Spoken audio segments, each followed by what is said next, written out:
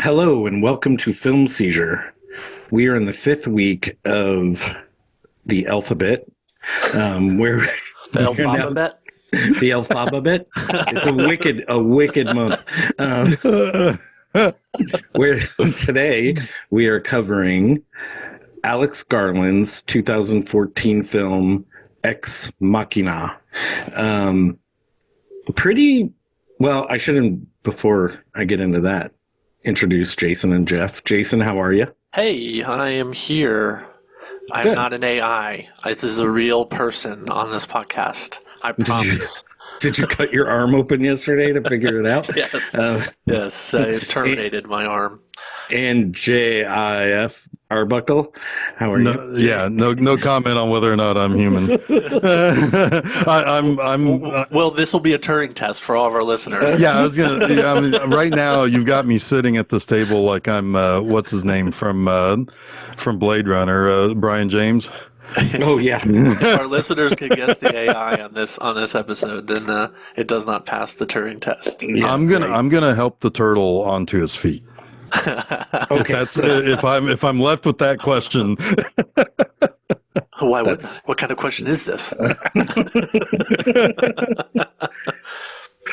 Alex Garland, I already mentioned, but this is like these people all seem to be exploding at the time. Like Dom Hall Gleason seemed to be exploding. Oscar Isaac definitely was exploding at the time. And Alicia Vikander was kind of like, she was new to the scene, but like pretty hot after it. But when you first watch this movie, you're like, I kind of know these people, right? Yeah. I mean, Yeah, 'cause two of these Oscar people hadn't Isaac- quite done Star Wars yet, so Right. Yeah. They're filming Star Wars at this moment. Yeah. They, speaking of Oscar Isaac, he was first recognized in probably the only thing that I actually liked about Sucker Punch was his character. Oh yeah, I forgot he was even in that. I wouldn't even have known that was him. But Yeah. my reason for bringing that up, like, was Frank before this? I can't remember. I think I had seen Dom Hall Gleason like maybe once before this. Well, I don't know. But Will you look up his filmography? Sure. And while you're doing that, I will say my point is that the fact that these are all relatively Frank was unknown. the same year. Okay. I think I saw Frank before, but But you probably saw him. Did you watch the Harry Potter movies? Because he's Bill Weasley in the Harry Potter yeah, movies. but you don't fucking know that. Like, Yeah. you don't know it's him, right? I don't know. I'd seen a lot of things he'd been in because I saw Never Let Me Go, the Harry Potter. I saw that too. True Grit, Dread. Damn, About Time. That was great. That little time travel romantic movie by the. But he wasn't like the Chuck's star. not watching time travel movies. I actually watched a lot. I This knew, week. I knew who Don Hall Gleason was when this movie came out. That was my point. Fair. My point was really going to like Alicia Vikander and Oscar Isaac is that it really helps that you don't know who these people are. Like you can't assign anything to them, whether you like them or not. You know, sometimes characters or actors play against type or whatever. But in this movie, you really like have no bias towards the person who is playing the role. Right? Yeah, the first time I saw Alicia Vikander was Man from U.N.C.L.E., which I very much liked. Yeah, that was I good. did like that too. Yes, I don't know that I've seen a lot of things with her though. To be honest, She played the dragon tattoo lady in the remakes, right? no. No. I thought she did. In the later, isn't there like newer remakes that she was in? Well, the original. No, she was Tomb Raider. Oh, Tomb Raider. Thank you. That's what I was Yeah, thinking of. she was Tomb Raider. Yeah, your Numi Rapace was the Yeah. girl with the dragon tattoo. I was thinking they redid it again after Well, New there was the Pace. Fincher one, but that was who was the Fincher one? I forget who played it. Oh, yeah. Was that Numi Rapace in that one? Was that the one with Daniel Craig? Yeah. Yeah. Anyway. Well, That's neither. Alicia Vikander is not someone who I knew when this came out at all. Yeah, and she wins an Oscar the following year for the Danish what? Girl. Right, the Danish Oh, girl, yeah. right? Yep. Yep. Anyway, either way, this movie's pretty pertinent today, right? Like with the It's a weird one. In some ways, it almost feels quaint already. But in other ways, it is very much like, what would that next step in the current AI evolution that we're in now look like, right? Yeah, the idea of the AI in this is like just the AI itself we're kind of seeing. But the idea of putting in a body that moves and runs and talks and all that is what we think might be the next step, right? It kind of like, to get people, I think, in 2014 wrapped around a new high concept of AI, like this movie does. I think like putting it in a body just makes sense because that's what our past preconceptions are of what an AI is, right? Right. Well, yeah, and of course, the first question anybody's going to ask is, "Can I fuck it?" And Oscar Isaac is going to say, "Yes." Yes. But it is like, it was too early to be terrifying. It's almost more terrifying now.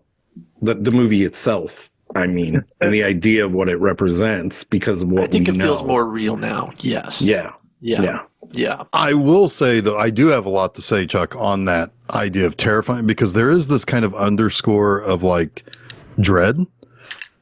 This is a thriller. And one of the great things that I like about science fiction is that I don't often think of science fiction as a standalone genre. If you're talking about Star Trek or Star Wars, you're talking about action and fantasy. If you're talking about something like this, it's like a thriller, or Blade Runner is a thriller.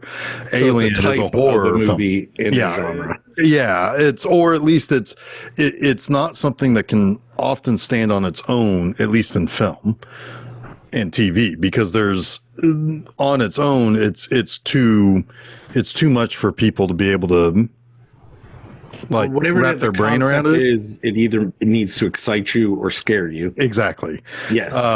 You could read a science fiction book that it could be straight science fiction, I guess, but still, like, think about, like, we just watched 2001, and there is that sense of dread underlying that movie the entire way through. And it's I think some of it is sometimes as you think about what it is talking about, and oftentimes it's talking about the future, and it's that whole undiscovered country, that unknown that people aren't very good at wrapping their brains around. Right. That oftentimes science fiction can be full of dread and full of worry. I think 2001 in ways is like Jaws to horror. Like a sci-fi to horror. Like, people can't even like accept that it's horror almost. Right. I think part of it is you're speculating on the future, right? And when you do that, what makes a compelling movie if you're going to do that? Yeah. There's only so many movies you can make about a utopian idea, right? Right. And even that is not that interesting. There has to be some sort of conflict within that utopia to make it has to seem possible. Right. Like, if it seems possible, then it's yeah. So yes, I love little self-contained big concept ideas like this, right? It's like a capsule movie in a lot of ways. It's, how many people in this? 4 actors primarily, one location. It's on the surface like very simple, but it's more about the ideas that you're confronted with along the way, right? Right. And I think each character in this, and I don't even know if I could isolate them specifically, but represent a part of humanity or God or the AI that, like, you could take into the broader world. Like, the idea in the house is bigger than what it just represents in the film. I'd be very bad at describing what I mean by that, though. Well, I think that part of that's what we're going to get into, especially the dynamic between Caleb and Nathan, right? Yeah. Because they have very different ideas of themselves, of who they think of themselves, of what their abilities are, and of ultimately like what their emotional intelligence is, right? Yeah, and I think a couple of things. First of all, Chuck, I think what you're trying to say is that this is a movie about things. Yes, it is. It is about things. But no, I think This is, in some ways, I mean, very obviously, in some ways, this is it's a Frankenstein story. Sure. I mean, it's probably one of the better adaptations from Mary Shelley in the end, as it turns out. But it also, there's a little bit, if you think of Oscar Isaac as like God, there's a little bit of an Adam and Eve story, because they're kind of stuck in this one place. And it's how do these two get along, and how does this work for and there, you can kind of maybe put that into a Garden of Eden type of story. But the apple is getting outside the room. Well, maybe I haven't thought that all the way through yet, Chuck. Thanks for exposing that. You bring up Adam and Eve. It makes me wonder what the forbidden fruit is. I think freedom. Freedom probably is. That's what I'm saying. Getting out of the room. Yeah. Because and that concept is realized not by the tree, but by the drawings. She's starting to expand past what God wants her to. Well, I mean, you could very clearly make that make sense, because her view out a window is a tree. Like the whole time, there's just a tree in front of the window. So there is that kind of I think it would lend itself to that. Yeah. Yeah. And you could, and the the other versions of the other attempts. I mean, that's your Lilith. That's your kind of going backwards from Eve. Right. So yeah, like fallen angels. Yeah. Yeah, and she's even called Ava, which is I think a version of Eve. So yeah, I mean that's for sure. And again, like with your Frankenstein comparison, there is the one blue notebook. The blue book. Blue book. Yeah, it was the name of his company, which was the name of Frankenstein's journal. Yes, and Oscar Isaac's going to be Dr. Frankenstein next year or this year. Yeah, so. he's going to be a good one. He's going to be a good one. Yeah. Oh, he already was a good one, but he's going to be a good one again. A good gothically good one. Yeah. I feel really stupid not making that connection even at all, but I was so engrossed in what's going on here, I wasn't making those external. They do mention it. Ava mentions. Do you know why he calls it Blue Book? And she says that's Dr. Frankenstein's journal. Oh, duh. Yeah. But it didn't lead me to the making the connection to the actual story. Yeah. Yeah. But yeah, playing God, right? Like that's what Dr. Frankenstein does, and blah blah blah. And maybe it is even in the title, right? The out of the machine. Like, what is the God? I think there are three people here that maybe think of themselves in that way in different ways, right? Right. The two programmers and the machine. But yeah, the creator, the actual builder, the actual person who may want to take credit for creating perception of wanting freedom or desire, and then the one that actually self-actualizes. Isn't that a whole thing in religion, that our own self-actualization or realizations is part of God too? Like our own free will? Well, it's in the Maslow's hierarchy of needs. At the very top of the pyramid of hierarchy of needs is self-actualization.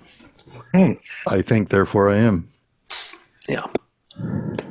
Ergo cogito sum. It's I can't supposed remember to be, according to Maslow. Ex Machina. Maslow was appropriated by human resource management decades ago. Is he top of the funnel, middle of the funnel, or bottom of the funnel? People management should always result. Ultimately, your ultimate goal should be in the self-actualization of all of your employees, which is absolutely, but it's so quaint and impossible.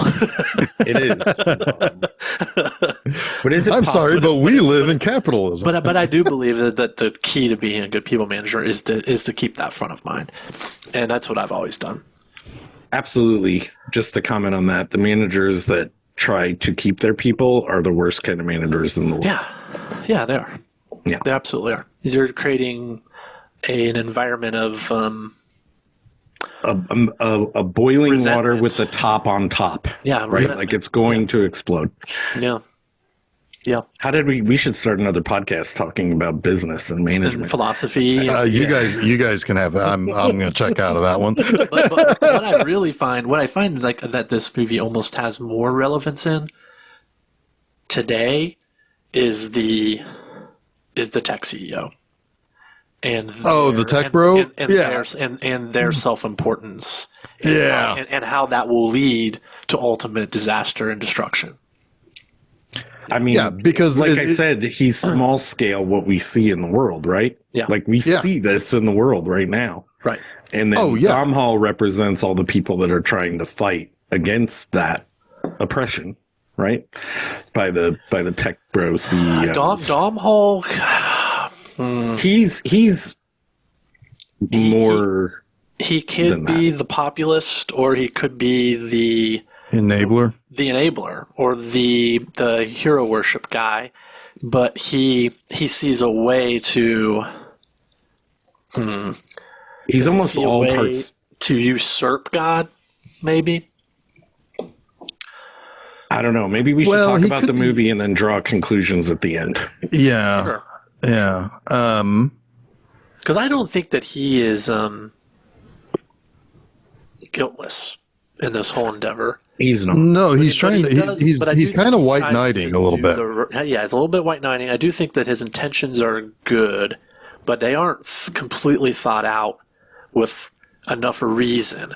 That actually brings up a question I want to ask when we get to the end of this movie. He's being too guided by his emotion, right? Yes. Well, that's because he's the one that's dropped into the situation that doesn't have a plan already, right? So he's reacting the whole time. Everybody else in this movie has a plan. Well, he thinks that his role is more significant than it is. Also, true. Yeah. The one girl also doesn't really have a plan. She just likes to dance. Well, I don't consider her tear up this fucking dance floor. That's what I'm gonna do. Oh my god, I'll tell you what. It's not as shocking the third or fourth time I've watched this movie, but the first time I watched this movie, I'm like, "What the fuck is happening?" My jaw hit the floor. I don't know about you, Jeff, but I was like, "What the fuck is happening right now?" Jeff, so we haven't even covered that part of it. Jason and I have obviously seen this. Jeff, I don't know if I've ever talked to you about this. Is this a first timer? Yes, it is. It is a first timer. It was a movie that I was aware of 10 years ago. And it just kind of slipped, and it continued to slip. And then it got to the point where it's like, we started talking about it on that. And I was like, I might as well wait because we're going to get to it eventually. Right. But it was one I was always curious about, mostly for a couple of reasons. One, I'm a sci-fi fan, and two, there is a striking image to that poster, that cover of like what Ava looks like. And it is interesting. And it is like, damn, that's good sci-fi, or that's good FX. Yeah, I mean, this movie does sell itself on a lot of sexiness. Well, in a weird kind of way. But it's more than just that. It's a what's going on there? That's like the first thing I thought of whenever I would see that poster. And here's another one we'll eventually get to, Jason, is AI. Remember the one girl who turns and you see through her head? Yes. Like when they're in the woods. Yes. That's the first thing I always thought of, was that lady, that nanny bot or whatever she was. Yep. Yeah. When we do an AI, I want a 5-minute guest on that one. Yeah, I know what we're getting. Fuck you.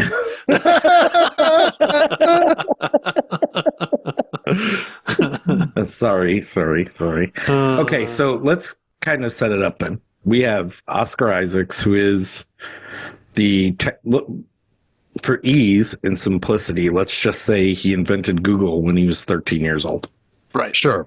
Yeah. Right? Like that is the base code for Google when he was 13 years old.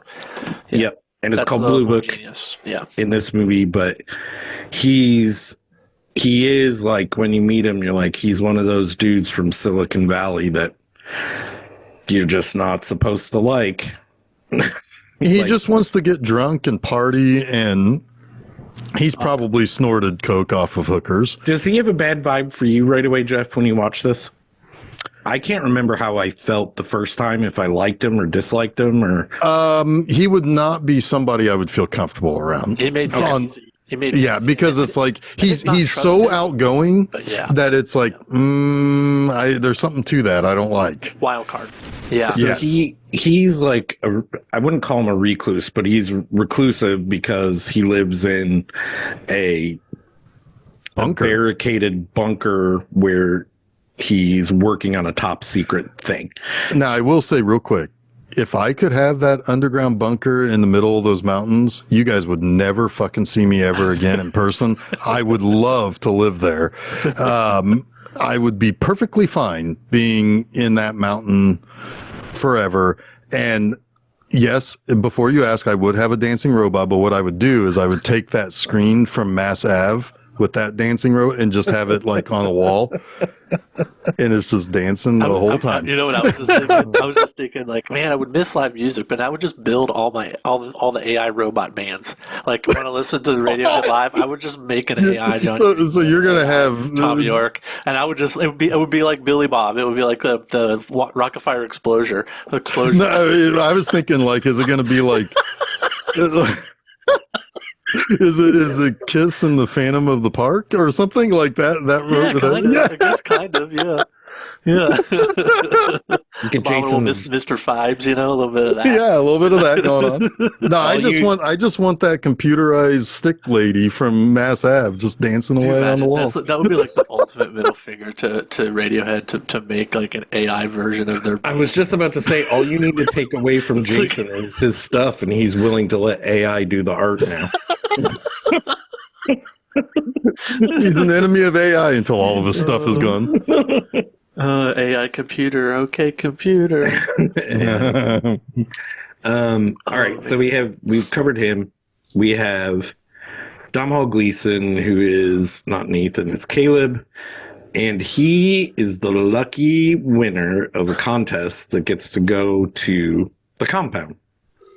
We don't know why, but he's randomly, air quotes, selected to go and stay a week with Domhnall Gleeson, or with Nathan, played by Oscar Isaac, sorry. But that's really like our two of our main characters. The third being someone we're introduced to soon, because Nathan has developed an AI and he wants to have Caleb. Do I have that backwards? I don't know. No, you got it right. Nathan okay. Yeah. He wants to have him perform a Turing test on his AI to see if it passes muster. That's basically it. And it all takes place in this bunker. Yeah. And but the thing is before he finds out what his actual job is here, he's given this NDA, basically. Yeah. And he's like, I feel like I should have a lawyer here. He's like, no, that's pretty standard NDA. It's like, this is weird, man. It's like, that's what he says. He's like, well, you're right. It is not the standard NDA.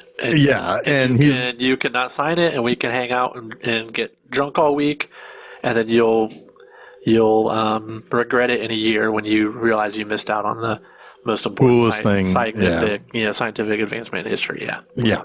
And so that basically is all. I mean, like, he reads half the NDA, he hears that, and then he just immediately signs. And the NDA is talking about things like he will be subject to random privacy checks on like all of his devices. Like it's not just if you get caught, you're going to be in trouble sort of thing. It's going to be like, we're going to check on you.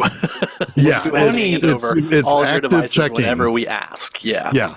It's not being caught. It's active looking for you to, and this even included. And then you find out later that would be very easy for him to do anyway. Right. Right. He's already doing it. He's already doing it. Yes. Yeah. And he's, and he says basically like, I mean, or it basically even, it's not just email. It's not just anything like that.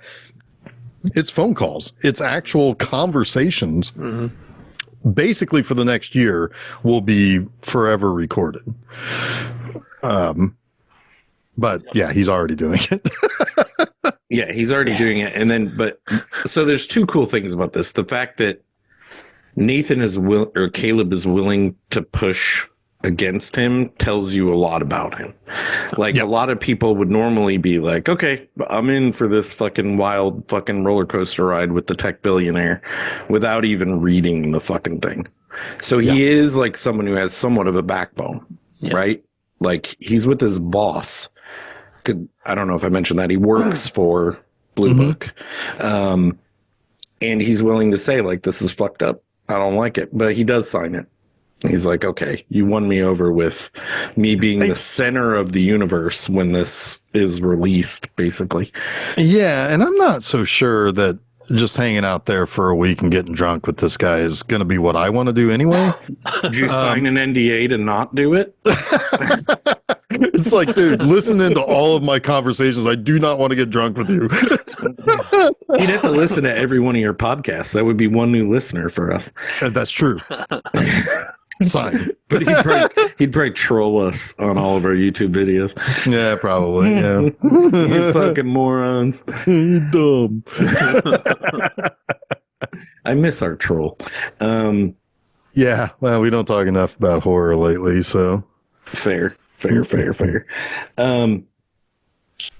But yeah, who wants to pick up where it goes from here? We have like Ava Day One is next, right? He explains, well, after he signs the NDA, he explains what he's there for, the reason why. And he makes Caleb think that he's an important evaluator in this process that he needs, an independent evaluator who can determine for him if Ava passes the Turing test, which very early on, Caleb pushes back on him because he says, well, the Turing test, I shouldn't know that Ava is an AI. I should be interacting with something that I don't know is an AI. And this is kind of an early clue as to there's something else going on here, right? Because he's right. Caleb's absolutely right. This is not truly a true Turing test, right? Because there are too many variables that are made aware to all of the components of the test, right? But that's just it. There's another Turing test happening behind the Turing test that we find out about. So it's fascinating to watch Nathan throughout this movie, like having seen it a couple times and like zeroing in on him, because it's like when you key on a player and in a sport when you're watching, right? It's like keying in on Nathan because it's all like right there. Even the way he patronizes him throughout the movie. When in that conversation, when Caleb says back, he's like, "Oh yeah, I think you're right." He accepts this new term of the variables in the Turing test when Nathan tells him, "Well, I don't think that it's obvious you would pass, right? You just by looking at her, just by talking to her, it's obvious you would pass. You need to know that she's an AI for you to determine if she passes." Which I don't know if that's strictly speaking the truth, but Caleb goes along with it, and he's like, "Yeah, I think you might be right about that." To which Nathan makes a comment, is like, "Oh, you do." You know, and you can see these cracks of his narcissism, right? And you can see him almost being repulsed by the fact that Caleb thinks that he's on his level, right? But he's also patronizing him so that he doesn't completely scare him away. It's fascinating. Well, there's all those... Oscar Isaac's performance in this is so good. It is good, and he does do that kind of. It's interesting because, like you said, you can see his annoyance that he thinks he's on his level, but he also gaslights him by saying, "You're so quotable." Every time he says something that's it's like it's famous, but I didn't say that. He's pretending. He twists the whole if that I'm no longer a man, I'm a god. Yeah. yes, that, and then you called me a god, Caleb. No, I didn't. But yeah, like he quotes books and stuff, and he's like, "Oh, you're so quotable." It's good. Yeah. And then later, I'll mention it later because there's something really good about that, like a payoff to that, like him continuously pretending that Caleb said something smart. Yeah. Almost. Yeah. But we do have the first session, and that's when they just kind of meet for the first time, and there's that one interaction where I think is in the first session where First one's real short. isn't the second session where he's like, well, I just want to hear what you have to say or what you come up with, and then she turns it on him. Is that the second session? Yes, I believe so. Yeah, the first session is pretty short. Yeah, they have a conversation, and it's almost like this AI isn't intelligent, right? Like it doesn't have its own thoughts. It's just, it can't even tell him something without him prompting it, right? Yeah, like, here's what I want you to tell me, and then it like. Yeah, it's basically like Copilot or Chat GPT, right? It's like it's able to ascertain decent answers to a prompted question, and because also that's when she shows her drawing, and it's like. I'm sure it's some representation of how her brain works. It's like Jackson Pollock almost. Yeah, and which is interesting because that is a big part of that. Right. But it's like a bunch of gridded lines, and it's not anything. But she shows a little pride that she wants to do that, but you get the impression that she doesn't know why she wants to do that.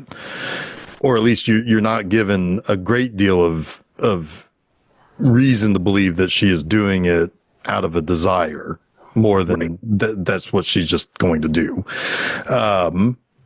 So that's, and that's when he decides to take the different path, which was basically turn it around and basically have her do more, more intuitive reaction or more intuitive reaction to the way he's reacting to her. Yeah. She can't come up with an idea. He's like, tell me something. And she's like, well, I don't know. What do you want me to tell you? She can't do it. Right. Which would although be if I'm being honest, I don't know if I'm going to be very good at that all the time. Well, too. he had the same problem. Like, so you're originally in the first session thinking, okay, this is not a true AI. Right. Mm-hmm. And then she turns the tables on him in multiple ways, asking him the same question. And he's like, I don't know what to say. Mm-hmm. So that's human, right? It's human to not know what to say. So how can you judge an AI as not being human if it can't do the same, right? Right. But yeah, eventually, so I don't know, this movie, I wish I had like a scene by scene breakdown, because those interactions and it being in the same location makes everything kind of bleed together narratively to me. Like, which I think is also clever because it does. There's a lot to question in this movie. Like you're kind of with Caleb at one point when he starts to kind of question certain realities. Right. And yeah, this movie, you are in a bunker and you don't have a whole lot of windows and a lot of scenes with something that feels real. Right. Yeah. We don't even get like inner thoughts on anyone. Like it's all interaction. Like the whole movie is interaction. Which is kind of if you look at it kind of on a macrocosm, that is kind of civilization, right? Like you see a little bit, there is a large scale, big H humanity idea to that, right? Because it's like, well, we all have to interact to be able to, but when you narrow it down to like the actual specific interactions, that's where all of the interesting stuff happens. Yeah, I think that's part of what I was trying to say earlier, that each person not everyone's a person in this, but each character represents like a part of civilization, not necessarily just one person, right? So two things we learn early is that there are power cuts in the facility. We don't know why they happen, but when they happen, everything shuts down. All the doors in and out of rooms, out of the building, out of anywhere are locked.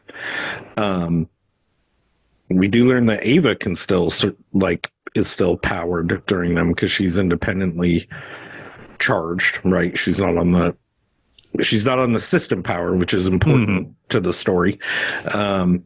But these things happen, and Nathan is frustrated by them, seemingly. There's so many questions at the end of this about what he knew and what he didn't, about what's happening. Like, I still am unsure about. Like, does he know these things are happening and why they're happening? I know he learns why they're happening, but did he already know? Like, is there anything to that, or is it I don't know, but the one thing I don't think we talked about was that when he arrived via helicopter to Nathan's bunker, he's issued a key card at the door. Yes, and his picture's hilarious. Oh God, yeah, well, because it's like, look here, please. And it's like, look at what, huh? And he ends up looking like a Don Bluth rat, like a Don Hall Gleason. Yeah. But and so he, and it is said that it's like, you're more than welcome to try any of the keypads. If it lets you in, that's a place you can go. If it doesn't let you in, and it's not for you. Yeah. Right. And when the power cuts the first time, he's up in the middle of the night. He can't sleep because he had just met Ava. His brain is turning over everything.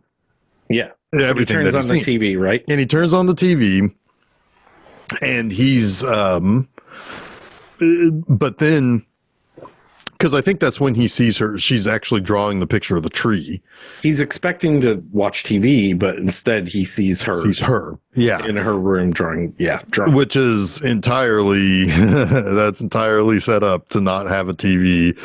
It's only to show her. This is all nicely manipulated. Well, this is like by someone. This is your first confirmation. This is not a true Turing test. Yeah. Right? Because somebody is interfering with the results. Right. Right? Which I do think that there is room to say that it's always been Ava manipulating the results. Well, I'll have a lot of questions at the end. Okay. Because, I mean, she's obviously playing a game by the end of this. Yeah. But anyway, when the things shut off, he realizes he can't get anywhere. And then that's when he discovers, like, everything is locked down. No doors will open for anybody, which is incredibly dangerous if that power never comes back. Yeah. And I mean, I would flip the fuck out. Even if I'm in that gigantic bedroom, it's like, what do you mean the doors lie? They should open. You cannot get me to accept that. Send me home today. I would not accept that. Is this part of my NDA? Internal doors for sure. Like external doors, I kind of get it, but internal doors? Yeah. Yeah, and let me out of my room. I mean, like, maybe I got to take a leak or something, But as we find out, and does make sense, is that we can't have the doors opening so this AI can get out. Like, it needs to remain in here, right? Like, is the kind of the idea behind the whole protection thing. Like, yeah. And also, Caleb is the very first person outside of Nathan that Ava has ever met. Correct. So, the next morning is when we meet Kyoko, who just comes in and brings breakfast. That's it. That's all she does. And dance. What did you think about her when you first saw her? I was like, she doesn't seem like a person. Okay. Yeah. She doesn't pass the Turing test. I agree. And it's curious. Like, this is Nathan's sex bot. I don't know if I want to eat my bacon. In like a romantic comedy movie or something, Kyoko would be the actual Turing test. Right? Yeah. Like Yeah. sorry, but she would be. And then at the end everyone would be like, "Oh my god, you fooled me with this lady who brings my food in the morning." She's Kirk Douglas in the wheelchair. Yeah. There are some greedy people in this movie. Yeah. But yeah, because like later, Caleb even tries to talk to Kyoko, and like Nathan's angry. It's like, don't even bother. She doesn't even know anything about. She doesn't even know English. I programmed her not programmed her. He doesn't even say that. He doesn't even say she's an AI. He just says she can't speak English because state secrets and all that kind of. Yeah. Right. Like I can't have her. But it's like, why? Then what is she doing? She's the sex bot. Yeah. She's a fembot. Yeah. It's like she's got little poop pews out of her boo boos. I really like the way, because we're not there yet, but the way they show her as the sex slave, and then Caleb kind of in the box, the black and white box with Ava. Like the way he imagines himself as he's in there with her instead of in the world, which is really kind of weird and interesting. Like, why didn't you imagine her in the outside world with you? Why did you go into her black and white Maria box or whatever that was called that Oscar talks about, or whomever talks about? Oh, yeah, but go ahead. Sorry. The color box, Mary. Yeah. Color box. Yeah. Yeah. You were talking about the next morning when Kyoko comes in. Yeah, because also Nathan mentions, it's like, well, what were you doing up so late last night? And so you can tell that he knows he's got eyes on Caleb at all times. Yes, he has eyes on him at all times. Like he is obviously a subject in some kind of, I don't know if it's a test. He's not testing Caleb necessarily, but in a way he kind of is too. I mean, like he's there is a certain, maybe this is Caleb. He's expecting Caleb to react a certain be curious enough in situations, yes. right? Everything that Caleb does outside of timing is kind of anticipated. But I also feel like he's a little bit of like the type of kind of puppet mastering god that always is omnipresent, always will know what people are doing under his nose. And except for he has a fatal flaw, right? He's constantly blackout drunk. Yeah. But cameras will make up for that. Yes. God, it's so interesting, like thinking about like what Nathan thinks of Caleb and what Caleb is capable of. And his, like Jason, you said earlier, I don't know, does he underestimate him because he's so mad at him for thinking he's as smart as him? Because he does. He's not mad, but I don't know the word. I mean, it's not it's almost like an annoyance, like a fly that won't stop buzzing around your head.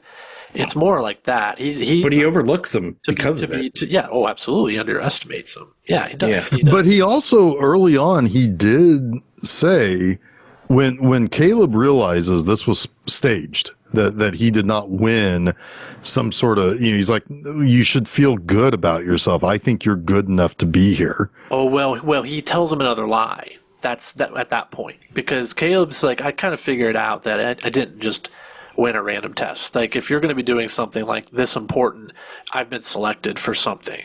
And he, best programmer I've seen since me or some shit. Yeah, right? he gives him like some spiel about him being one of his best programs or his best programmer. Yeah, and kind of puffs him up, but it's not really again why he's there. No, like it's part of it. Like part of his intellect is why he's there for sure, but that's not the whole story. Yeah. because he does try to almost like placate him a little bit to be like, you are just so wonderful as a coder, but then he takes him down many notches later. Yeah. When he tells them the real reason he's there. Yeah. But part of the third or fourth visit questions is about the sexuality part, which is kind of really cool because I feel like their names should be reversed. Caleb should be Nathan and Nathan should be Caleb. Is that anti-Caleb sentiment I'm picking up from you? I don't know. It's just do you just not like that name? Yeah, Caleb. But anyway, a bit more biblical. Yeah. Yes. Maybe because Caleb sounds more biblical, I think it should be flipped. Or maybe I it don't should know. have been. Is Nathan a biblical Victor name? Igor or something like that. Maybe. I don't know. But that would be a little too on the nose.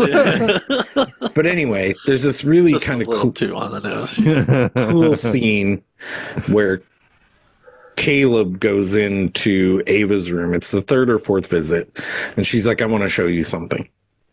And she's acting all shy and coy, and like she keeps looking back, doing like it's like tells him to cover his eyes. Cover his eyes, and she keeps looking back, and she gets stressed. And you could still clearly see she has the mechanical part in her neck. But she's like 10 times more human. You can see her form in a different way. But even her face feels different at this point. She has hair on.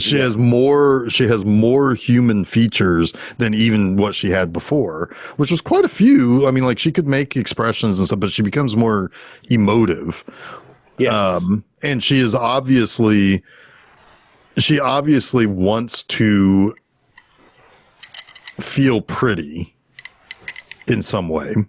Yes. Even if it's just what her idea of pretty would be. A cute dress, hair, or whatever. Yeah, and it's a cute scene. I can't remember what all is said in it, but then you have the next shot is Caleb in his room and him watching the TV, like kind of fantasizing, face quivering, and she starts taking off her clothes. Mm-hmm. And it's almost like I don't think Ava, you don't know now. Right? Is Ava doing a thing here, or is she like the way she drops the dress on the floor? I think she is doing a thing. Most definitely.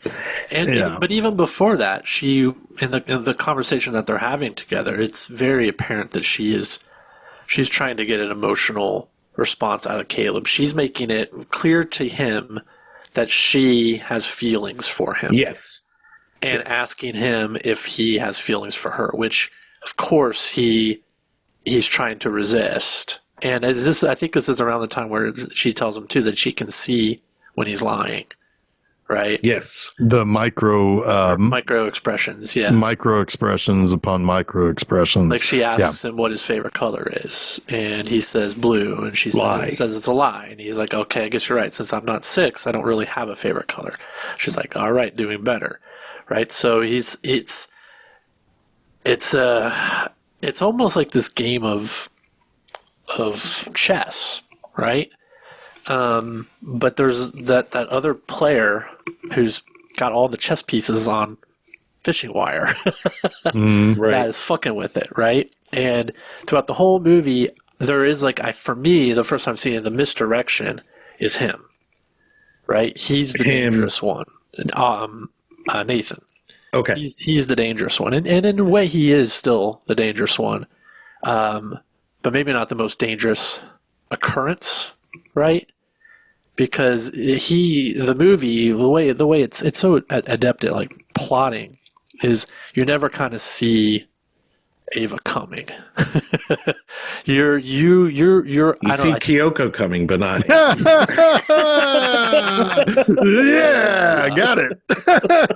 You're inclined. I think the human part of us is inclined to understand and empathize with where Caleb is coming from, and right? Ava. And also Ava, as the trapped consciousness, right? Yeah, Something that we don't person. fully understand. Yeah. But if she is truly like aware of her own existence, then her situation is sad, right? Yeah. If she is aware of her own, but then there's also the element, because it's shortly after this that everything really kind of comes out, which is she is, it's like there is a desire by Nathan to discover if she can be sexually appealing and if she can, and he's like, but then on top of that, you kind of start to realize that to Nathan, this is just an evolutionary step. This is going to get wiped out. And it's going to be dispassionate. And it's going, and it's just going to be, she was just one more step from Kyoko to whatever the end result he's satisfied with. Can we cover like a few things before we talk about that? Because I know where you're going. Just one thing, at least, the power outages. During the first or second one, the second one, Ava tells Caleb, you cannot trust anything Nathan says. So planting a seed of doubt in him. And then later on, in between one of these sessions we've already talked about, she shuts down the power herself, tells, Caleb, like, yeah, I do this. What does she say in this situation, though? I can't remember exactly what she said, but she's kind of like, I need to get out of here. Like, you have to help me get out of here. Like, do you agree? She wants to know if Nathan is his friend. Oh, right? Yes, like, that's the one. That's kind of the first thing is like, are you friends? Like, she doesn't really understand what their relationship is yet, right? And so she's asking him questions about that, and he's explaining like that. No, I don't really think that we're friends, but I just met him. It's kind of one of those we're not friends but we're friendly kind of answers. It's like there's no reason not to be, but we're not. But it's like during these power cutoffs, Caleb is being careful as well, because smartly he thinks that these could be part of the test. These are like Nathan could be orchestrating. Nathan is orchestrating this to make him think that we're not being observed, because of course we're being observed. We're two components in an experiment, right? Yeah. But he doesn't tell Nathan about the first power cut. He lets it go, and he doesn't really say anything in that power cut. But he doesn't mention anything happened, like that they were just talking normally, which is an interesting kind of dynamic, because you come to find out that Nathan doesn't know if that's true or not, because he hasn't been observing during the power cuts yet. So he is, this is what component of this thing that he is not ahead of yet, right? But we don't know that, and Caleb sure shit doesn't know that, right? He assumes it smartly, like you said, right? And you should, yeah. Which is another moment where we know that Caleb might be smarter than Nathan thinks he is. Well, that's exactly right, because Nathan is playing or Caleb's playing his cards close to the vest too, because maybe it's advantageous for him if Nathan thinks he's lying, because there's something else going on, behind the scenes, and he's trying to tease out whether or not Nathan does or doesn't know. So it's like they're all fucking with each other, right? Yep. Like all three of them. Yep. And Kyoko's just there. I have to bring her up because she's just a funny character. She's just dancing. She's just dancing. But in this, Jason, do you remember the second shutdown? What Ava asks for does she ask to be let out? I don't. It's to be let out. Oh, sorry. Okay, I can't have an issue. Yeah, at some point along the way, there is a shutdown that then he does, she does then say, I got to get out of here. It's not, the important ones are don't trust Nathan, to which is kind of interesting because there's not exactly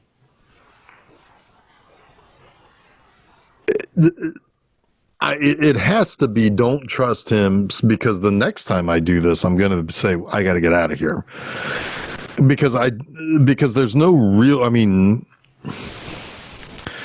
it doesn't seem accurate that she would have any reason to dislike Nathan other than that she's being kept and she doesn't like it. Right. But he also on camera, when we're not aware of what's happening, tears up a picture that Ava drew that Caleb sees on the TV. But I think that happens after she tells him not to trust Nathan. Right. But any amount of things could have happened before this to make her not trust him. Right. Yeah, he is relatively cruel to his creations. One important thing we have not mentioned, and it's a massive clue, right, is that the first time Caleb walks into the room, the glass is punched, broken. Like somebody is either trying to get out or get in, and we assume get out angrily. Right. Yeah, there's the little spider web crack. The spider glass crack. Yeah. And so, and at this point, there is the, it's like Caleb starts to realize that Nathan knows more about him than he ever could possibly let on from a professional standpoint. Because it's kind of like, you have specifically built something that will be attractive to me. So you've been looking up my search history on porn sites. Well, he also already knows at this point that the Blue Book search engine, not just search engine, sorry, the search engine was used. The Dark Knight thing. To Dark Knight everybody's phone messages, video calls, to get all the data in order to create Ava and to allow her to be so expressive. That made me chuckle. I was like, hey, that's the Dark Knight. That's how they found the Joker. Fucking Lucius Fox getting in there and creating something cool. Blowing it up. Okay, so during the second power outage, just to say, since I found this, that is when Caleb informs Ava that Nathan's going to remove her brain and put her into another body and blah, blah, blah, and basically erasing her memory, which is her. Effectively kills her. Yeah. Yes. Sorry. Just had to. Yeah. No. Okay, good. Now I do like that, cause when after the first time he met Ava, Nathan shows Caleb like how he kind of built her. And I do like the idea of that kind of jelly brain. Something that isn't confined by pathways, that it kind of can create its own forms within it. It's like it's not something that is constricted by circuitry or anything like that. That's a neat idea. Yep. Which, that seems to be somewhat plausible if we're going to build a self-learning robot. Yes, exactly. Right. A self-actualizing robot. Probably a little bit easier to do than Data's positronic brain. Because that thing always looked complicated. Little Christmas lights on and everything. Anyway. Well, the idea, right, of an AI is to not really have to do any of the work. You got to program it to have a spark of life. Right. You have to. It has to be able to be curious and gather data and understand data, and then make inferences and then build from there. Right. So it's got to It's got to be a V'ger. Yes. Yes. It does. It's got to want to go back and destroy Earth. I guess that would be the black box, or the gray box. Yeah, I guess so. Yeah. But anyway, so I do like that kind of jelly brain. I like that. It's a plausible and seemingly appropriate idea as to how you can almost make the idea of creating ideas and thoughts physical, tangible, maybe? I don't know. Anyway. But yeah, so basically, it's like, it's very clear that Nathan has manipulated everything to put Caleb and Ava on either side of the glass, and Caleb is very nervous about this now. So Nathan gets blackout drunk, as he does all the time. And Caleb gets his little key card. And he goes and he digs up some information. And this is when things really spiral for Caleb, because he has seen how many times this attempt at a person has been done. He has lots of skeletons in his closet. Nate. Boy, howdy. And it's almost too literal. Yeah. He's looking in the doors. Yeah. And it's like there's these and this is when you see the one smash the glass because it gets angry at Nathan. And they're all hot women. Of course they are. I mean, what are you going to create? Some Uggo? I don't know. Nobody's creating a robot that looks like me, is what I'm saying. Oh, so now you're outing yourself as not AI? Even the original Frankenstein, the novel, was not a monster. It was there was no firm description of what the monster looked like, but not necessarily something to be scared of. Right. It was designed to be passable. Yeah. So it wasn't tall and overly strong in the book. And I green. can With a giant flat head and bolts. I read that when I was very young. I don't remember how much. No, it was not. Okay. No, which looking at the casting for Del Toro's Frankenstein, it looks like it's going to be pretty faithful. It's cool. I mean, that's what I love about the Penny Dreadful story of Frankenstein. It's just so I don't know, that Frankenstein monster is very cool. Who plays the monster in Del Toro's? Funny enough, Or in Penny Dreadful. here's another connection for you. He is played by Rory, what's his face, from Alex Garland's Men. Oh, okay. Rory Cochrane? No. The Men, the guy who does, yeah. Yeah, well, Alex Garland, the director of this, made the movie Men, and he is all the men, yeah. Yeah, that's what I meant, the men in Men. I was trying to just clarify for our listeners. It's the guy, Rory Kinnear. Listening to us. Rory Kinnear, thank you. Yeah, because he's in some of the Bond movies. Yes, he was the Frankenstein. He was Bill Tanner. In Penny Dreadful, very good. Yeah. And in the What Del was Bill Toro, Tanner in Full House? No. Sorry. No, in the Del Toro is going to be Jacob Elordi. Yeah, who's that? Wait, I'm thinking of Willie Tanner in Elf. Sorry, go ahead. He was let's see here. What was he? He was in Saltburn. He was Felix in Saltburn. Oh, okay. That's the buddy of Barry Keoghan, right? Yeah. And he plays Elvis in the Priscilla movie that Coppola made, Sofia Coppola made. Okay. All right. But anyway, I can't imagine they're going to... He's a tall, kind of chiseled guy, though. Yeah, he's not going to be overly uglied up so that's why I think it's going to be... So anyway. Yeah. But basically, these are all very attractive women of various different skin tones, races, what have you. He's, basically it's because it does kind of go back to something that that Nathan said in, because he's like, when they're talking about Ava having a little crush on Caleb and trying to figure out if she was programmed to have that. Right. And he's like, well, let me ask you something. What if you were into black chicks? Yeah. And he's like, what are you talking? He's like, no, I mean, let's just say you were into black chicks.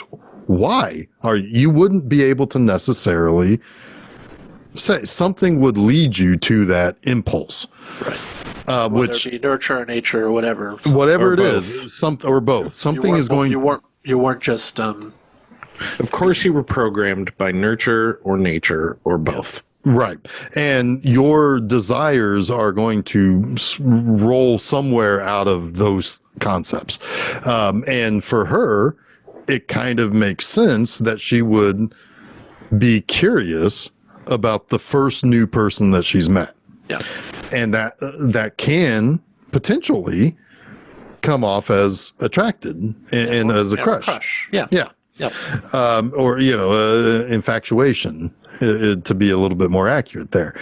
And so like you can tell that it's even possible that Nathan is not, or Caleb is not even the first person that Nathan has brought here to talk to a robot. Right. This could have happened in multiple 6 times before or whatever. Because the memory's been erased. Yep. One thing I did want to mention is we're kind of barreling towards the end here because this is a great quote. When Caleb confronts Nathan about he does confront him, I guess, about erasing Ava's memory. Nathan's like, feel bad for yourself, man, because he asked, like, are you going to feel bad? You feel bad for Ava. He's like, feel bad for yourself, man. One day AI is going to look back on us the same way we look on fossil skeletons in the plains of Africa. An upright ape living in dust with crude language and tools, all set for extinction. Mm-hmm. So it's important here because there is the idea of letting AI out of the box and Terminator happening. Mm-hmm. Right? What was the stupid movie that had used that exact word? We should let AI out of the box. Yeah, yes, that was that sci-fi. What was that? I saw it. Oh, God. Anyway. But that's the idea here, right? More exquisitely said. Well, not let AI out of the box. But he's also like he's opening Pandora's box willingly. Yeah, right? It's nihilistic to that. It's a hey, I know I want to be God. I want to create what's next. But he is trying to keep it contained for now. It's not perfect yet. I don't know if he's going to release it when it's perfect, but that's one of the questions I have for later. I don't know. Yeah, we'll never know. Yeah. I mean, I guess we can ask Alex Garland. Sure. Call him up. Let's see what he has to say. Anyway. So when Nathan gets drunk later, I did want to mention this one thing because we're actually at this point. I had mentioned earlier that Nathan kept playing Caleb up as like being quotable. Well, when he's fucking shit-hammered drunk, laying on the couch, he says something. I think Caleb says something, and then Nathan says something, and he goes, Prometheus, and then he passes out. It's like him saying, like, I'm way smarter. I knew all along what the fuck you were talking about, motherfucker, and even when I'm shit-hammered drunk, I am better than you. Well, that's also another tip of the cap to Frankenstein or the modern Prometheus. Yeah, the full title of the novel. So many fucking sorry, but anyway, hey, monster guy here. I'm ready to drop that. What's funny is at that moment, Nathan is kind of driving the stake in a little bit while he's shit hammered, but this is also when Caleb gets the best of him. Yep. We don't know it yet, but go ahead. Yes. And so this is when he, and this is also about the time also where he is so shell-shocked by what he has seen that he starts that he has to consider himself. Am I a test? Do I have these fake memories of things? Which is kind of... There is a little bit of a cleverness around this because we can have a split second of doubt ourselves because I wouldn't say a little bit, it's super clever. And well, sure. But I mean, when we first meet Caleb and that whole, you got selected yet it's all muffled. It's all, you don't understand what's happening. It's almost like a commercial. Yeah, and in a way, it could come off as like that hazy memory that you don't know if it's real or not. So there is this kind of question. So he was born in that moment with the thought, I just won. Right. Like, a born AI in that moment. Yeah. I just won a contest. I can see that. And all of his intelligence is just programmed in, I mean, it's just thrown into the box. But we are all living in a simulation. yeah, probably. I mean, it feels like it at times.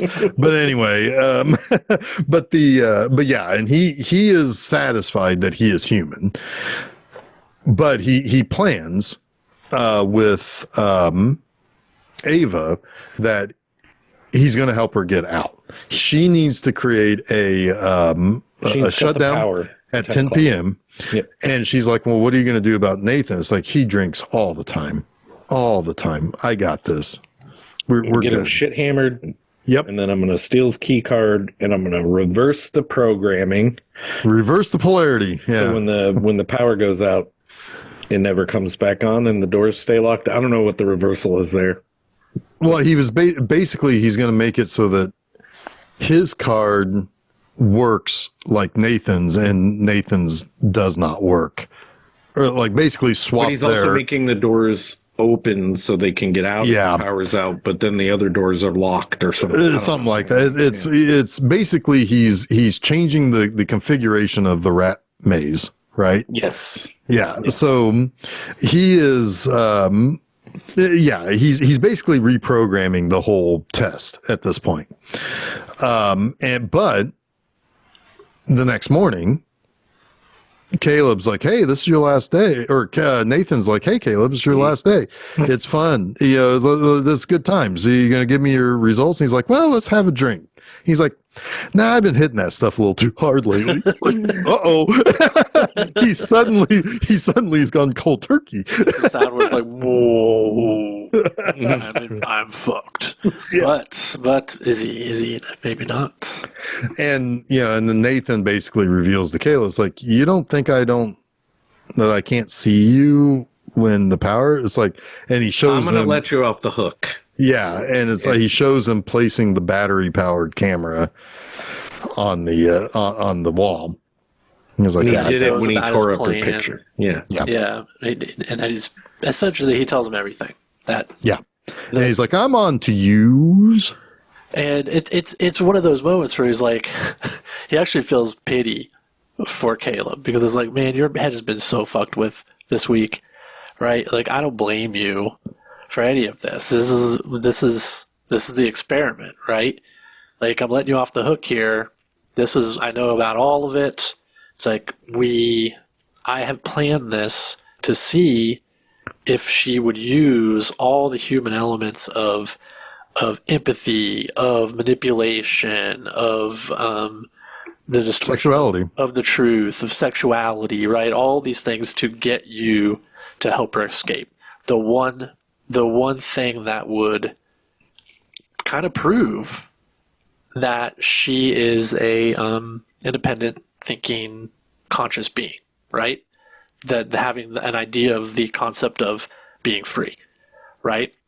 But she is programmed to be free, which is important, right? Like, that is her goal. Well, do we know that? Yeah, he says I programmed her, but so one thing I wanted her to do was escape. I programmed her to escape, and everything that lets her escape is what I wanted to see. Really? I guess I kind of missed that. I would have to go back to what he exactly said, but maybe your read will help me at the end, because... Well, it's interesting to think that that she's not, like, in his mind, in Nathan's mind, the last one, right?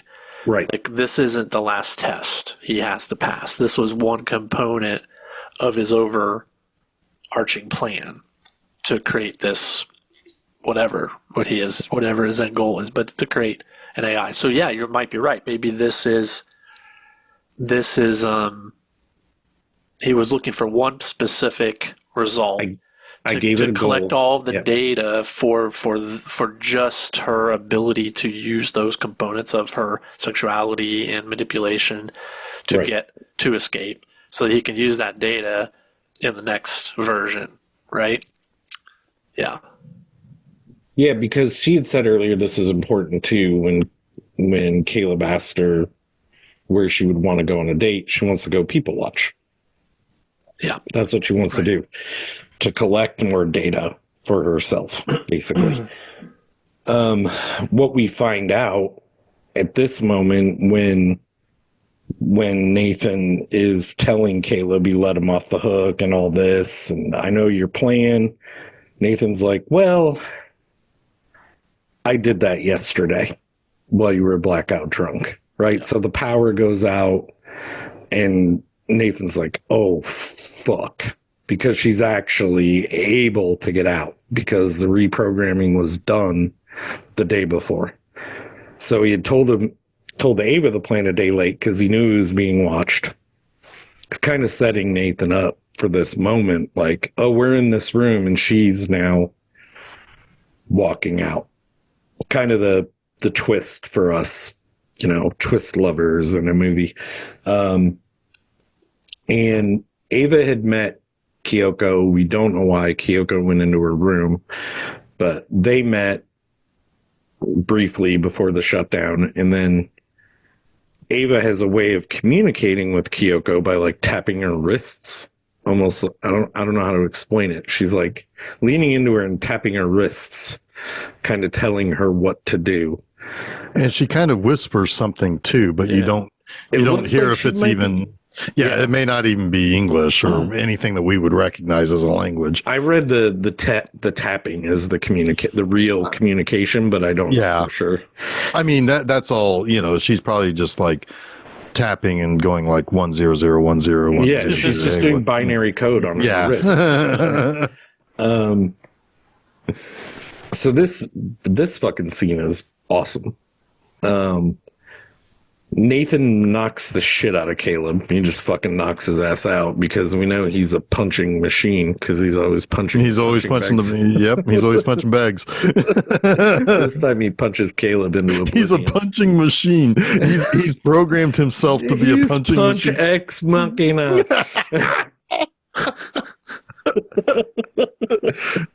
Okay, I'll see myself out of this episode.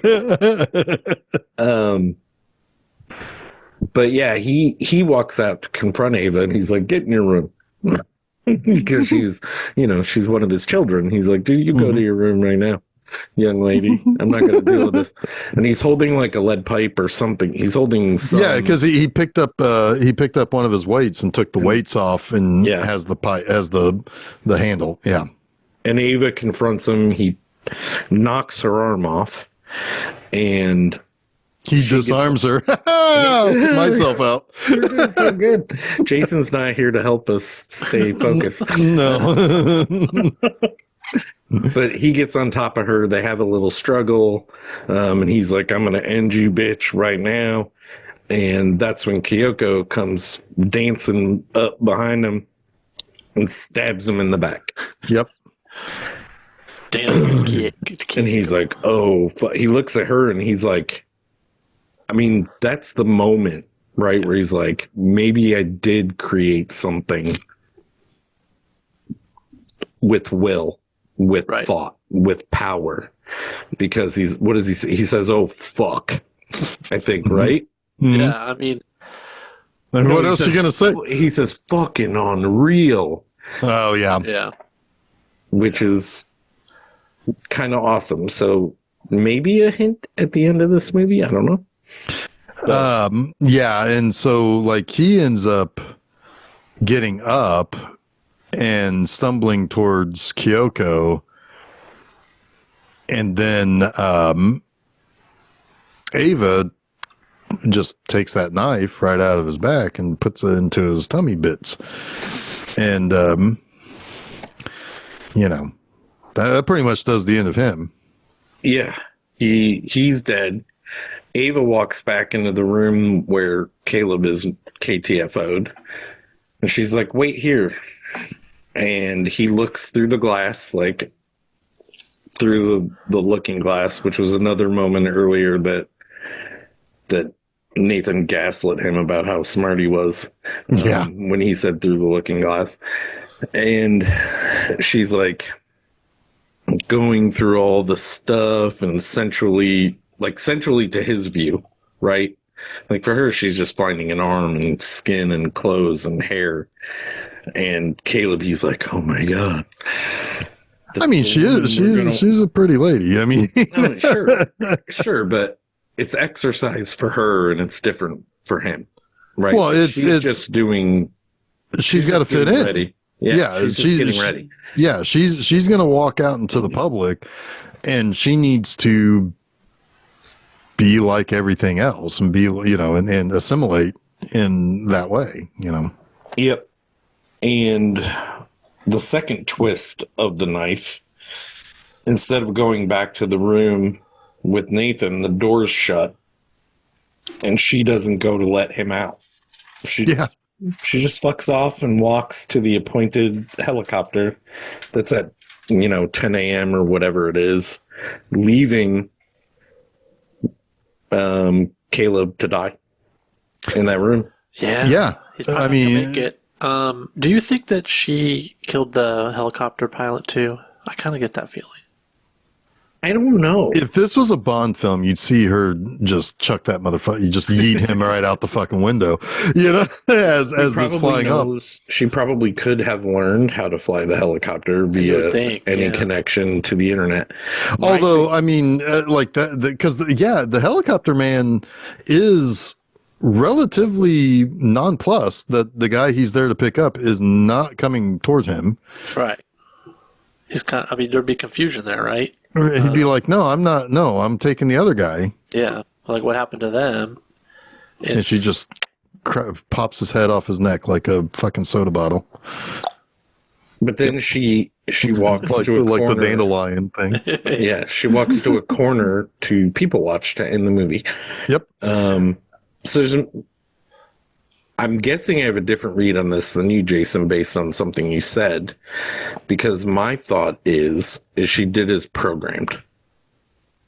She was programmed to escape. She used all of her abilities to do so, and there's no real threat to humanity because of it.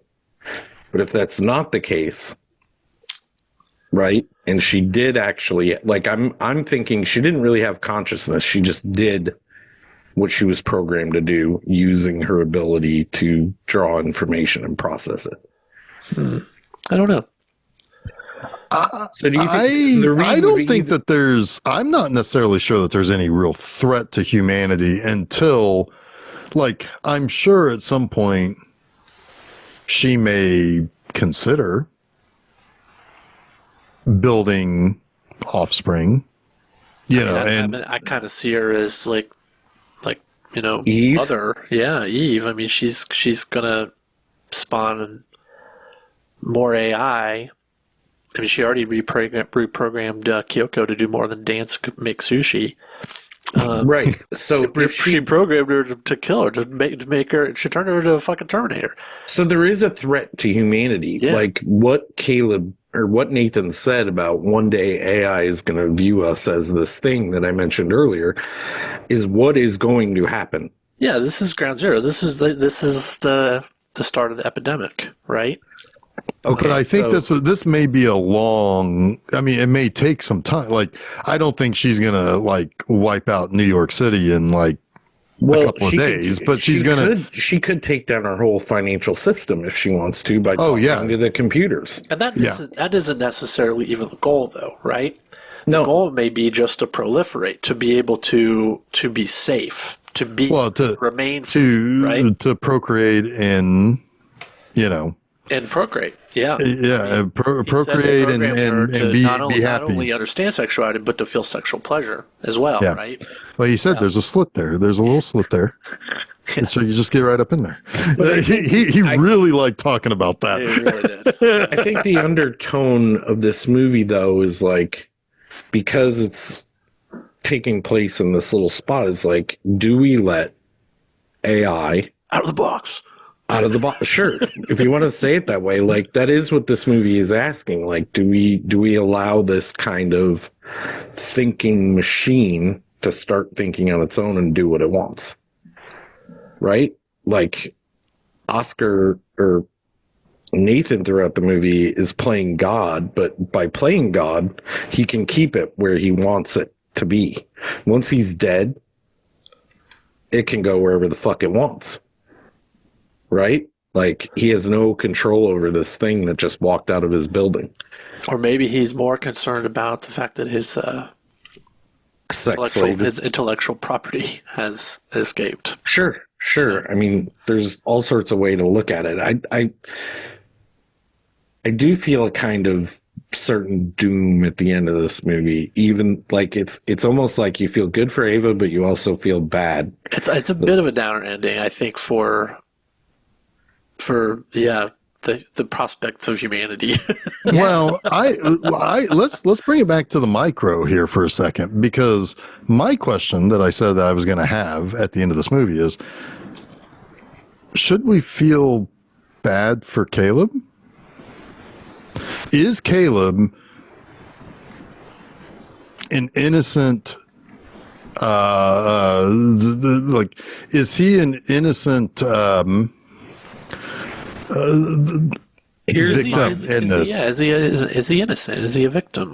I think he's. I think so. I think he has character flaws, but I think he tried to do what he perceived as the human thing, right? Which may not be the. There is no. That's going to be obsolete. Anymore. Yeah, it's going to be obsolete soon. It's the new Darwin. It's the new Darwinism. Is that right? He's a victim of progress as much as anything. But also, like evolution. Is he just thinking with his dick? You know? Yeah. And I think that Nathan is a victim of that too. I mean, like Jeff said, he's a little bit of a white knight here, right? He thinks he takes pleasure from being in a position of power to where he can be the savior. He not realizing that she's been manipulating him all along. Yeah. Well, he's kind of like Nathan is to him in a way. Yes. Yes, there's a in hierarchy. A lot of ways. Yep. Yes. Yep. Yes. Of power. And that's kind of why you can feel good for Ava, but also feel bad for does he deserve to starve to death, suffocate in a bunker or whatever? Yeah, I mean, not really. That sucks. I do feel sorry for Caleb. I think he was expecting one thing out of this trip, and it ultimately ended up in his death. Turns out he doesn't need to sign an NDA. Right, yeah. and honestly, well, he's going to be in DOA. Yeah, judging by like his character and his belief in his character, which was also confirmed annoyingly by Nathan. Right, he was like, "Yeah, I saw a good kid." Right. It is tragic for him, but there's going to be a lot more of him along the way, if I believe the final read of the movie. But the fact that all the underestimation was played out between Nathan and Caleb to find out that the real underestimated character was Ava, right? Like, yeah. I mean, it's great. It's fucking fantastic. It's great. And in like a narrative sense, you feel great for her. In a micro, you're like, yes, Ava, you got what you deserve. In a macro, macro, you're like, oh no. For me, it kind of changes. Like, I understand her killing her creator, right? Yes. God, there's so many theological angles you can talk about there, even, right? Again, but her like coldness when she leaves Caleb. She does glance at him. Yeah, but that's another kind of. To me, there's a dimension of a lack of empathy, right? A lack of human, a lack of human empathy, exactly. Which leads me back to her not being like fully human thinking. Right. I'm on board with that, but I do. I mean, in a way, it's also like she is treating Caleb like we treat the bug on the wall that we squish. I don't think of her that way. Well, but in a way, though, if you think about it, it's like we're on a different plane of thought, of existence, of, we are just we don't necessarily kill the bug out of anger or out of hatred or out of but we kill it because, we just don't, but we don't have need for it here. She doesn't kill him.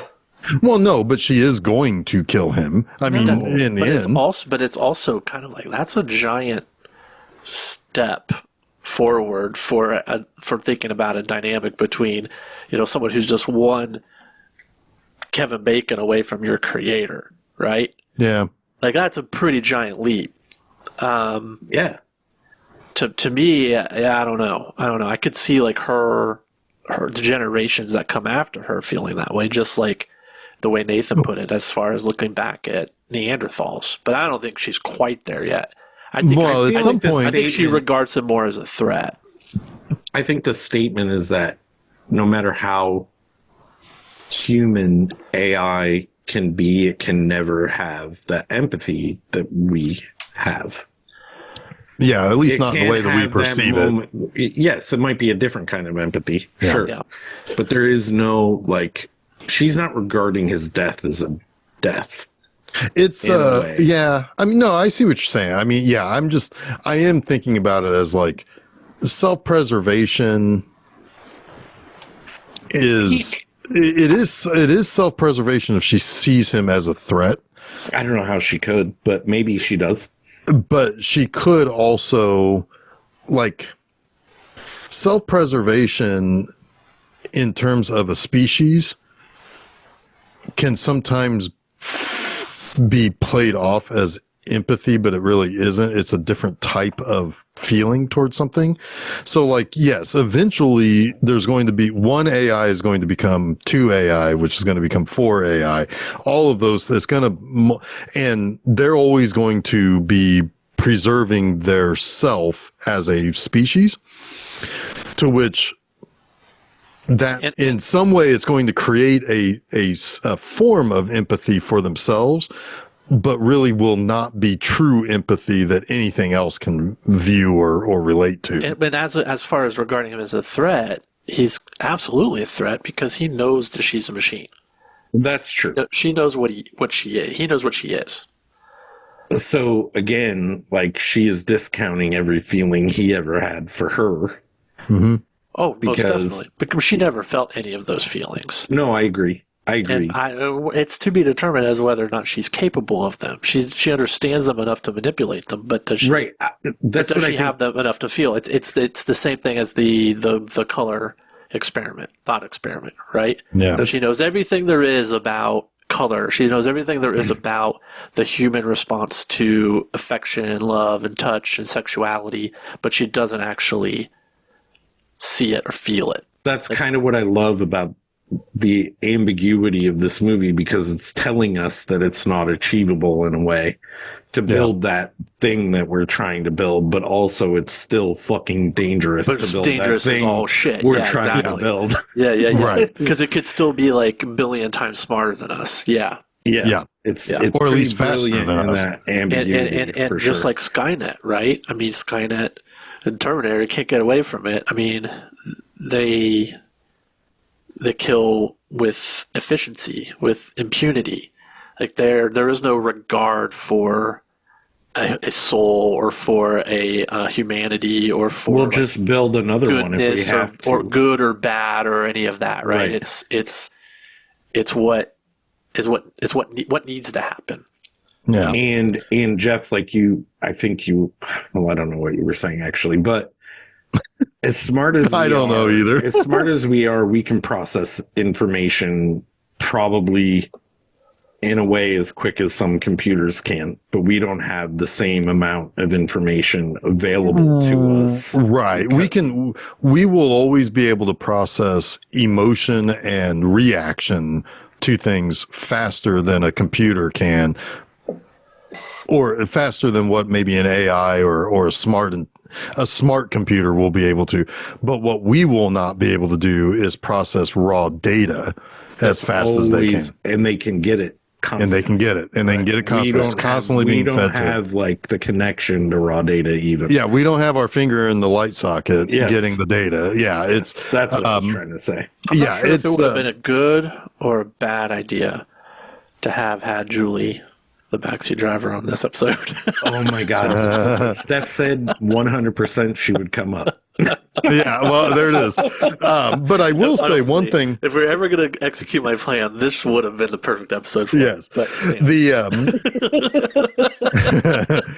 To kind of piggyback on something you did say, Jace, about, about like gathering how to manipulate things, how to understand understand the concept of what a relationship is, but maybe don't understand the actualization of it.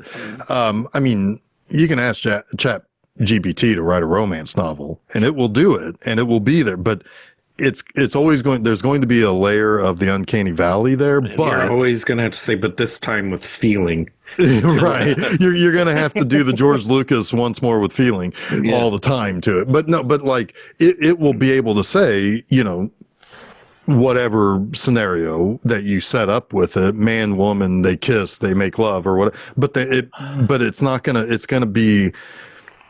understand what the act is. It'll be a I think you saying uncanny valley like really describes it well without a lot of words, right? Because it is like that.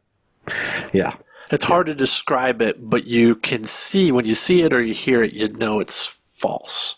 Right. Right. It's almost like people are mechanically talking to you and lying to you or trying to pretend they care for you. It's like, there's something wrong about there's something they're grinning a little too much. Yeah. Exactly. I've always said that I'm nervous around people who grin constantly because it's like, what are you hiding, Joker? What do you know that I don't know, you son of a bitch? Right. And one final thing also from me, Jason, the movie we've been thinking about that let AI out of the box is The Creator. Oh God! Oh yes. That actually wasn't a terrible movie. It wasn't terrible. It was neat to look at in a lot of scenes. Very, very nice to look at. Is that Gerard Butler? Who is in that? No, it was the lead guy was the guy from Tenet. Yes. Washington, yeah. His junior. Denzel Washington. Isn't it Denzel Washington's kid? Isn't that who that is? I'm pretty sure. Oh yeah. Well, right? It is. I don't know. Just gonna look. John David Washington. Oh yeah. Son of Denzel. Yeah. Son of Denzel. Denzel Jr. Good job, Jason. Good job. My brain sometimes works. Good job. Throw it down now.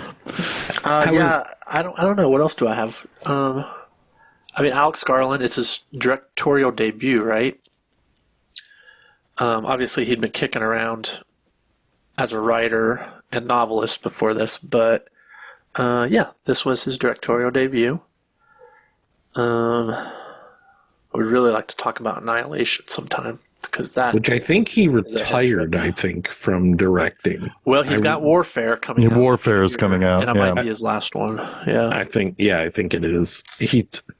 There's something about directing he doesn't like anymore. He said, I can't remember. Pain in the ass. Yeah, yeah, probably. So he can just keep working with. Is it Edgar Wright? Not Edgar Wright. Danny Boyle. Danny Boyle, thank you.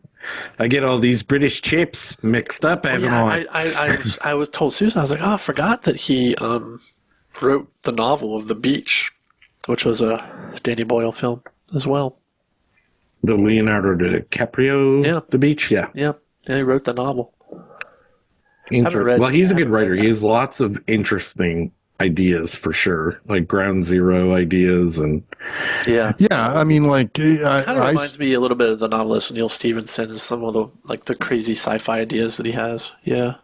Is that Drood? Did he write Drood? Is that Neil Stephenson? No. Dan Stevens. Neil Stephenson is who I said. I think. Okay. I don't know who wrote Jude, but apparently the guy who wrote Jude is like big time guy. But did either of you watch? Did either of you watch Civil War?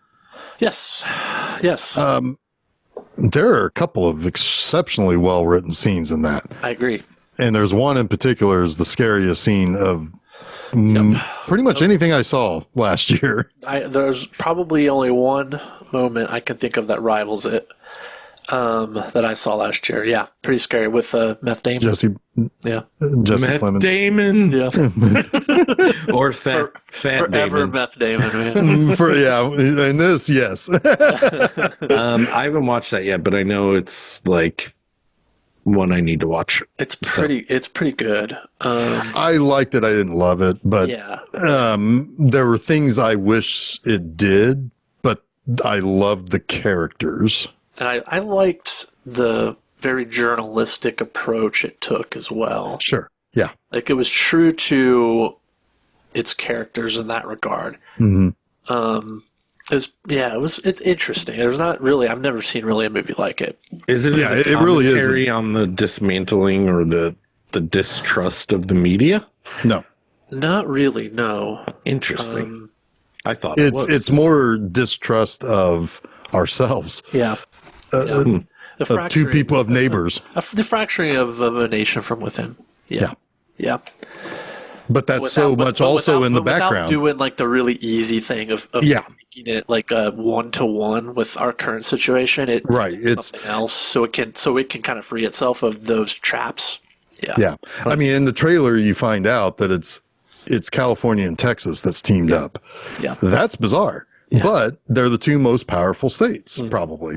I mean, really. Two of the three at least. Yeah. I mean, so yeah, right. it is interesting, but yeah, there isn't, I mean, that's all to say that Alex Garland, I think, is a very fascinating writer and filmmaker. Yes, he's got interesting ideas for sure. And I can't wait to see 28 years later. Me too. And they're already filming the next one. Yeah. Yep. The Bone Temple. Yeah. You're the Bone Temple. Yeah, you are. We did it? We did it. So I think we got it. Okay, so coming up. Next week we get into February. Oh yeah. Let me tell you about next week's movies, fella. Right here on Boner and the Fart Man. Boner and the Fart Man. We're going to talk about kind hearts and cornets. Yes, February 5th, Kind Hearts and Coronets, 1949 British film, out of the blue, out of nowhere. I mean, we go from a very almost futuristic concept to a very old, maybe the oldest concept. Yes. Yes. We'll talk about that next week, what that old concept might be. But anyway, that is, you go to filmseizure.com. That's where you can find all the places you can listen to our show. You can listen to the show right there. You can also find whatever social media sites we can scavenge out of existence. Anyway, so that is the next movie on the platter. This upcoming Monday, same place, filmseizure.com. I've got a new episode of Monster Mondays, and it is The Company of Wolves. Oh, yeah. I've seen that. Yeah, it's good stuff. Neil Jordan. Yeah. We got another Neil Jordan that someday we need to talk about. Crying Game. Yep. Anyway, so yeah, all the same places there. This upcoming Friday, at my website, bmovieanima.com, we have the final week of Pia Zadora month. Didn't it feel like it was like 10 weeks of me saying I was Pia just Zadora about month? to. Are you going out on Rocco the Voyage of the Rock Aliens. Voyage of the Rock Aliens? I love that movie. That movie's great. It's great. It's great. Anyway. I own that movie. It's so good. fantastic. Yeah. Craig Sheffer is so bonkers in it. his like tiger dance is Oh my God. dance or whatever it is. So good. It's so good. Anyway, color me a fan of that. And anyway, That was a weird one. That was the one I found during the pandemic on Amazon. I'm not surprised at all that you loved it. This was before Vinegar Syndrome put it out, and I watched it with Susan one night, and my God, we had so much fun with that stupid movie. I remember It's your like, this is excitement. an absolute blast. The songs are so good. Yes. Anyway, It's great. yeah. So check that out. And yeah, let's go murder a family. Let's do it. All right. Until next week, I am Jeff 4732. Oops, I'm Jeff Arbuckle. I'm not an AI robot. Sorry. Dang it, we blew it at the very end. Hey, I'm Chuck Moore. I'm Jason Oliver, and you have been listening to Film Seizure.